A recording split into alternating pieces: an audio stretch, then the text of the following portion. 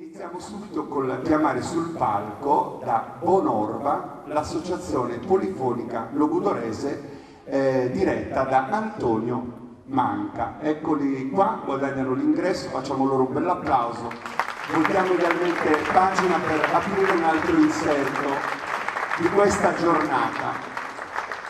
A Manutenka riunisce davvero tutti e in questo caso saluta l'associazione di Bonorva che avrà il piacere di presentare Ammentos.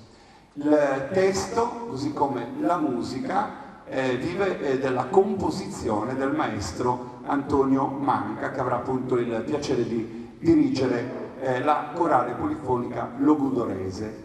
Vi lascio all'ascolto di questo brano, applauso.